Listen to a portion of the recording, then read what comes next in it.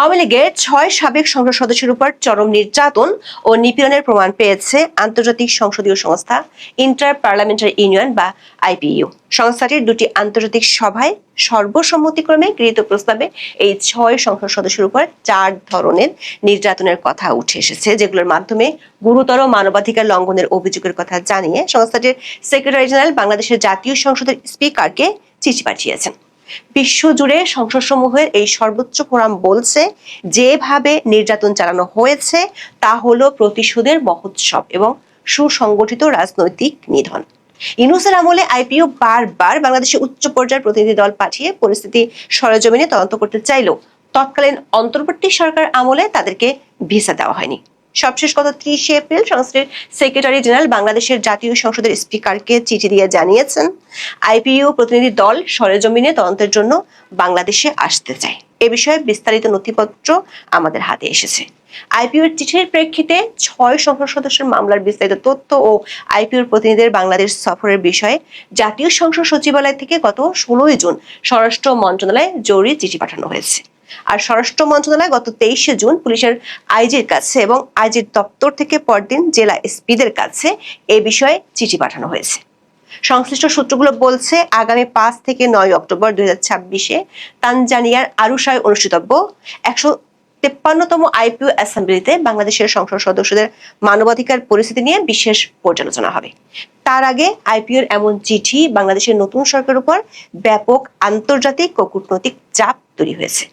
যদি তদন্তে পদ্ধতিগত মানবাধিকার লঙ্ঘনের অভিযোগ প্রমাণিত হয় এবং সরকার আইপিইউর সরেজমিন তদন্তে সহযোগিতা করতে ব্যর্থ হয়, তবে সংস্থাটি বাংলাদেশের সংসদীয় সদস্যপদ স্থগিত করতে পারে। এর ফলে বৈশ্বিক ফোরামে বর্তমান সরকারের গণতান্ত্রিক বৈধতা সংকটে পড়ার পাশাপাশি বিভিন্ন আন্তর্জাতিক নিষেধাজ্ঞার ঝুঁকি তৈরি হয়েছে।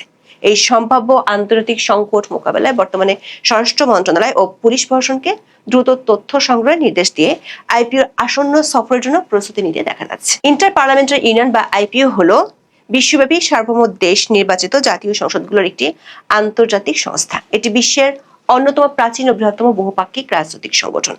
আইপিইউ হলো বিশ্বজুড়ে সংসদসমূহের সর্বোচ্চ ফোরাম। বিশ্বের প্রায় সব গণতান্ত্রিক দেশের জাতীয় সংসদ বা আইনসভা এই সংস্থার অন্তর্ভুক্ত। বাংলাদেশ জাতীয় সংসদ এই আন্তর্জাতিক সংস্থার সদস্য। এই আন্তর্জাতিক সংস্থাটির সবশেষ দুটি সভায় সর্বসম্মতিক্রমে গৃহীত সিদ্ধান্তে বলা হয়েছে, বাংলাদেশের দ্বাদশ জাতীয় সংসদের 6 জন সদস্যের উপর প্রতিশোধের মহোৎসব বা রিভেঞ্জ স্প্রি চলছে। আওয়ামী লীগের প্রভাবশালী এই 6 জন সাবেক সংসদ সদস্য হলেন সাবের হোসেন চৌধুরী, ফজলে করিম চৌধুরী, হাবিবে মিল্লাত, আসাদুজ্জামান নূর, মোশাররফ হোসেন এবং মোহাম্মদ ফারুক খান। তাদের বিরুদ্ধে বাংলাদেশে বিগত ইউনূস সরকার আমলে আনা হয়েছে হত্যা, রাষ্ট্রদ্রোহ ও দুর্নীতির অসংখ্য মামলা। কিন্তু আইপিইউ বলছে এটি কোনো আইনি প্রক্রিয়া নয়, বরং একটি সুপরিকল্পিত প্রতিশোধের মহোৎসব বা রিভেঞ্জ স্প্রি।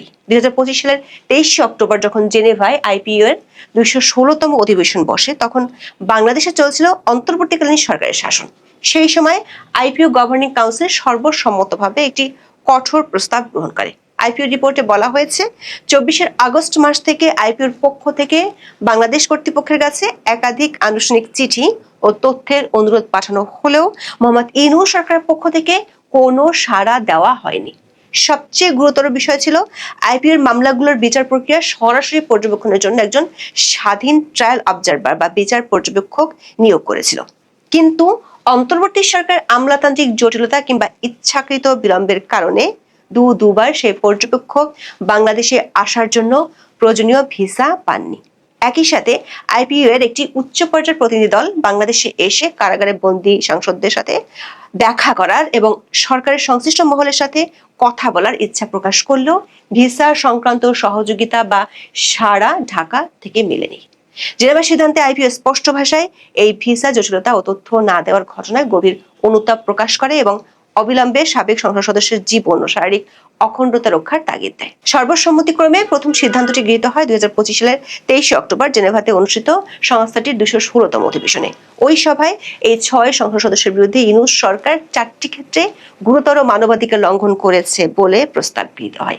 এই অভিযোগগুলো হলো, তাদেরকে হুমকি ও ভয়ভীতি দেওয়া হচ্ছে, নির্বিচারে গ্রেপ্তার ও আটকের অমানবিক শর্ত এবং সংসদ সদস্যের বিরুদ্ধে গৃহীত কার্যক্রমে যথাযথ প্রক্রিয়ার অভাব।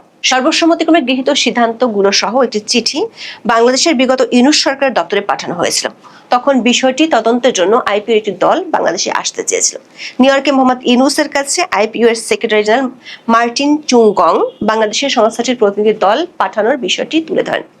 ইউনূস বৈশ্বিক দরবারে মুখ রক্ষার জন্য তখন রাজি হলেও পরে আইপিও এর প্রতিনিধিদের বাংলাদেশে আসার ভিসা দেয়নি। ইউনূস সরকারের গড়িমসি দেখে ইস্তাম্বুল অনুষ্ঠিত আইপিওর ২১৭তম অধিবেশনে আবারও একই বিষয়ে প্রস্তাব গৃহীত হয়।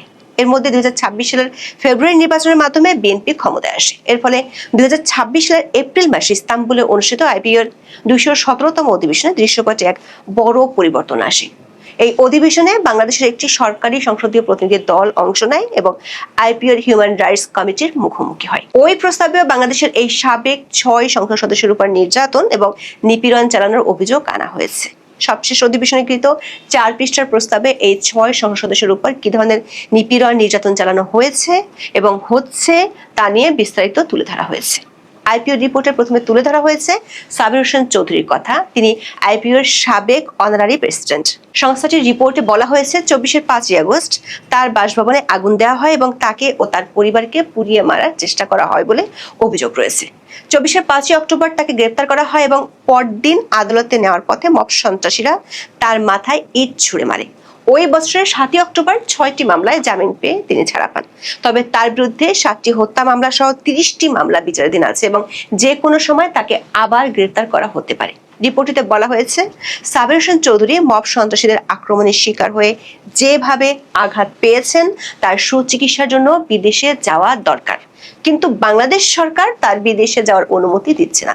যদিও চিকিৎসকরা জানিয়েছেন তার জন্য বিশেষায়িত চিকিৎসা প্রয়োজন, যা দেশে সম্ভব নয়। আইপিও রিপোর্টে সাবেক সংসদ সদস্য ফজলে করিম চৌধুরীর ভয়াবহ অভিজ্ঞতার কথা তুলে ধরা হয়েছে। জনাব চৌধুরী আইপিও কমিটির মানবাধিকার বিষয়ক সাবেক সভাপতি। ২৪ ১২ সেপ্টেম্বর থেকে তিনি কারাগারে আছেন। তার হৃদরোগ, ডায়াবেটিস ও কিডনি জটিলতার চিকিৎসা দেওয়া হচ্ছে না বলে অভিযোগ উঠেছে। তার ছেলে ফারাজ চৌধুরী আইপিওর ইস্তাম্বুল অধিবেশনে সাক্ষ্য দিয়েছেন। তার বাবার জীবনের উপর জেলে হত্যার ষড়যন্ত্র পর্যন্ত চলছে।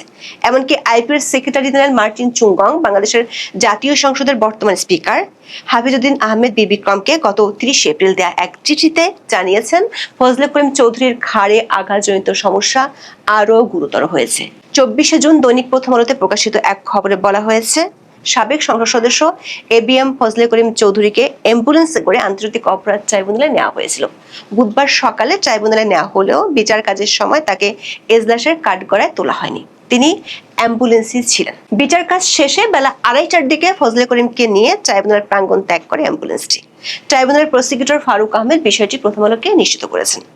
আইপিও রিপোর্টটিতে বলা হয়েছে সিরাজগঞ্জের সাবেক সংসদ সদস্য হাবিবে মিল্লাতের ভাগ্যেও জুটেছে ভয়াবহ অভিজ্ঞতা। ২০২৪ সালের আগস্টের শুরুর দিকে তার সিরাজগঞ্জের বাসভবনে ৩ দফায় হামলা, লুটপাট ও অগ্নিসংযোগ করা হয়। বর্তমানে তিনি প্রবাসে নির্বাসিত জীবনযাপন করছেন এবং তার অনুপস্থিতিতে তার বিরুদ্ধে একাধিক খুনের ও চাঁদাবাজির মামলা দায়ের করা হয়েছে, যা আইপিওর দৃষ্টিতে উদ্দেশ্য প্রণোদিত।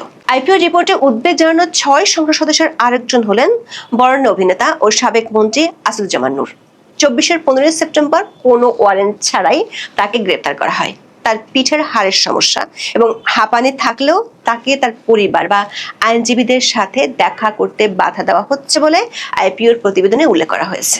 আদালত তাকে জামিন দেওয়ার কথা বললেও অ্যাটর্নি জেনারেলের অফিস থেকে বারবার স্থগিত আদেশ আনার আবেদন করা হচ্ছে। আইপিও রিপোর্টে বলা হয়েছে আরেক সাবেক সংসদ সদস্য মোশাররফ হোসেনের ক্ষেত্রে পরিস্থিতি আরও উদ্বেগজনক। তাকে ২০২২ সালে একটি ঘটনার অভিযোগে গ্রেপ্তার করা হয়েছে, যদিও সেই ঘটনার সময় তিনি ঘটনাস্থলে ছিলেন না বলে অকাট্য প্রমাণ বা এলিবাই রয়েছে। ২০২৪ সালের ৯ ডিসেম্বর হাইকোর্ট তাকে মানবিক কারণে জামিন দিলেও ১৯ ডিসেম্বর সুপ্রিম কোর্টের আপিল বিভাগ তা স্থগিত করে দেয়। ফলে আপিল বিভাগ সরকারকে নির্দেশ দিয়েছিল তাকে সর্বোচ্চ চিকিৎসা দেওয়ার। আইপিও নথিতে দেখা যাচ্ছে সরকারের সেই আদেশ বাস্তবায়িত হয়নি। কারাগারে তিনি আশঙ্কাজনকভাবে ওজন হারিয়েছেন এবং তার হাঁটার ক্ষমতা সম্পূর্ণ হারিয়ে গেছে। চট্টগ্রাম মিরসরাই আসনের সাবেক সংসদ সদস্য ও সাবেক গণপূর্ত মন্ত্রী বীর মুক্তিযোদ্ধা ইঞ্জিনিয়ার মোশাররফ হোসেন গত ১৩ মে মারা গেছেন। আরেক সংসদ সদস্য ও সাবেক মন্ত্রী মোহাম্মদ ফারুক খানকে গ্রেপ্তার করা হয় সিএমএইচে ফিজিওথেরাপি নেওয়ার সময়। তাকে তার নিয়মিত ওষুধগুলো পর্যন্ত সাথে নিতে দেওয়া হয়নি। রিপোর্টটিতে বলা হয়েছে আইসিটি বা আন্তর্জাতিক অপরাধ ট্রাইব্যুনালেও তাকে আসামি করা হয়েছে, কিন্তু তার আইনজীবীরা বলছেন নির্দিষ্ট কোনো অভিযোগের বিবরণ তাদের দেওয়া হচ্ছে না। আইপিইউর তথ্য মতে কেবল আসামি নন, তাদের আইনি সহায়তা দানকারী আইনজীবীদেরও আদালত প্রাঙ্গণে হেনস্থা ও আক্রমণের শিকার হতে হচ্ছে। আইপিইউ তাদের রিপোর্টে উল্লেখ করেছে 2024 সালের আগস্টের পর থেকে বাংলাদেশের বিভিন্ন কারাগারে আওয়ামী লীগ ও তার সহযোগী সংগঠনের 100 জনের বেশি সাবেক সংসদ সদস্য বন্দী রয়েছেন। তাদের প্রত্যেকের গ্রেফতারের ধরন, ওয়ারেন্ট কাস্টডি, সুনির্দিষ্ট তথ্যের অভাব এবং একের পর এক নতুন হত্যা মামলায় জড়ানোর প্রক্রিয়া হুবহু একই রকম। এটি প্রমাণ করে যে এটি কোনো বিচ্ছিন্ন বিচারিক প্রক্রিয়া নয়, বরং একটি সুসংগঠিত রাজনৈতিক নিধন বা রিভেঞ্জ স্প্রি। আওয়ামী লীগের সাবেক সংসদ সদস্যের উপর নির্যাতন কতটা ভয়াবহ রকমের হচ্ছে তা তুলে ধরতে গিয়ে আইপিইউ রিপোর্টটিতে বলা হয়েছে পরিস্থিতির ভয়াবহতা টের পাওয়া যায় যখন 2025 সালের 29 সেপ্টেম্বর সাবেক শিল্পমন্ত্রী নুরুল মজিদ মাহমুদ হুমায়ুন হেফাজতে থাকা অবস্থায় মারা যান। এই মৃত্যুর প্রতিবাদে অনেক বন্দী সংসদ সদস্য কারাগারে অনশন পর্যন্ত শুরু করেছিলেন। বাংলাদেশের অন্তর্বর্তী সরকারের আমলে এই অভিযোগগুলো তদন্তের জন্য আইপিইউ বারবার বাংলাদেশে মিশন পাঠাতে চেয়েছে, কিন্তু তাদের পর্যবেক্ষকদের ভিসা দেয়নি ইউনূস সরকার। সংস্থাটি বলছে 2025 সালের 23 অক্টোবর ও 2026 সালের 19 এপ্রিল অনুষ্ঠিত আইপিইউর সবশেষ দুটি সভায় একমত হয়েছে যে বাংলাদেশে এই 6 সাবেক সংসদ সদস্যের ন্যায় বিচার পাওয়ার অধিকার চরমভাবে লঙ্ঘিত হচ্ছে। সবশেষ গত এপ্রিলে অনুষ্ঠিত সম্মেলনে বাংলাদেশের বর্তমান সংসদের প্রতিনিধিদের সামনে বিষয়গুলো তুলে ধরেছিল আইপিইউ। ইস্তাম্বুলে আইপিইউর সাথে বৈঠকে বাংলাদেশি প্রতিনিধি দল দাবি করেছে তারা আইনের শাসন প্রতিষ্ঠায় প্রতিশ্রুতিবদ্ধ এবং সকল বিচার প্রক্রিয়া আইন মেনেই চলছে। তবে আইপিইউ তাদের এই দাবিতে পুরোপুরি সন্তুষ্ট হতে পারেনি। সে কারণে ইন্টার পার্লামেন্টারি ইউনিয়ন বা আইপিইউর সেক্রেটারি জেনারেল মার্টিন চুংগং গত 30 এপ্রিল বাংলাদেশের জাতীয় সংসদের স্পিকার জনাব হাফিজ উদ্দিন আহমেদ বীর বিক্রমকে একটি আনুষ্ঠানিক চিঠি পাঠিয়েছেন। চিঠিটি আইপিইউর committee on the human rights of পার্লামেন্টারিয়ানের পক্ষ থেকে পাঠানো হয়েছে। এতে ইস্তাম্বুলে অনুষ্ঠিত 152তম আইপিইউ অ্যাসেম্বলিতে গৃহীত সিদ্ধান্তের কথা উল্লেখ করা হয়েছে, যা বাংলাদেশের 6 জন সাবেক সংসদ সদস্যের মানবাধিকার পরিস্থিতি সম্পর্কিত। আমাদের হাতে আসা ওই চিঠিটিতে দেখা যাচ্ছে আইপিইউর সেক্রেটারি জেনারেল বাংলাদেশের জাতীয় সংসদের স্পিকারের কাছে অনুরোধ জানিয়েছেন যেন আটককৃত সাবেক সংসদ সদস্যরা পর্যাপ্ত এবং সময়মতো বিশেষায়িত চিকিৎসা সেবা পান। তিনি এ বিষয়ে সংসদকে প্রয়োজনীয় সহায়তা করার আহ্বান জানান। চিঠিতে বিশেষভাবে ফজলে করিম চৌধুরীর স্বাস্থ্যের গুরুতর অবনতির কথা উল্লেখ করা হয়েছে। জেলখানার মেডিকেল রেকর্ডের উদ্ধৃতি দিয়ে সেক্রেটারি জেনারেল জানিয়েছেন জনাব চৌধুরী ঘাড়ের ব্যথা সহ দুর্ঘটনাবশত আঘাতে ভুগছেন। আইপিইউ কমিটি যেন এই মামলাগুলোর প্রতিটি গুরুত্বপূর্ণ অগ্রগতি সম্পর্কে নিয়মিত তথ্য পায় সেই বিষয়ে স্পিকারের সহযোগিতা কামনা করা হয়েছে। এছাড়া সাবেক সংসদ সদস্যের বিষয়ে গঠনমূলক আলোচনার লক্ষ্যে আগামী কয়েক সপ্তাহের মধ্যে একটি আইপিইউ প্রতিনিধি দলের বাংলাদেশ সফরের ব্যাপারে স্পিকারের সমর্থন চাওয়া হয়েছে। আইপিইউর এমন চিঠির প্রেক্ষিতে গত 16 জুন জাতীয় সংসদের সচিবালয় থেকে স্বরাষ্ট্র মন্ত্রণালয়ের সিনিয়র সচিব বরাবর একটি চিঠি পাঠানো হয়। জাতীয় সংসদ সচিবালয়ের সহকারী সচিব শহীদুল ইসলামের পাঠানো ওই চিঠিতে আইপিইউর সেক্রেটারি জেনারেল চিঠিটি সংযুক্ত করে দেওয়া হয়। চিঠিতে বলা হয় আগামী 5 থেকে 9 অক্টোবর তানজানিয়ার আরুসায় অনুষ্ঠিতব্য আইপিইউর 153তম অ্যাসেম্বলিতে সংস্থাটির মানবাধিকার বিষয়ক কমিটিতে এই 6 সংসদ সদস্যের মামলাগুলো আবারও তোলা হবে। জাতীয় সংসদ সচিবালয় থেকে পাঠানো ওই চিঠিতে আরো বলা হয় আইপিইউ হিউম্যান রাইটস কমিটির সদস্যরা এই 6 সংসদ সদস্যের মামলাগুলো সরেজমিনে পর্যবেক্ষণ এবং তথ্য সংগ্রহের জন্য বাংলাদেশ সফরে আসতে চায়। এই 6 সাবেক সংসদ সদস্যের মামলার ব্যাপারে স্বরাষ্ট্র মন্ত্রণালয় থেকে বিস্তারিত তথ্য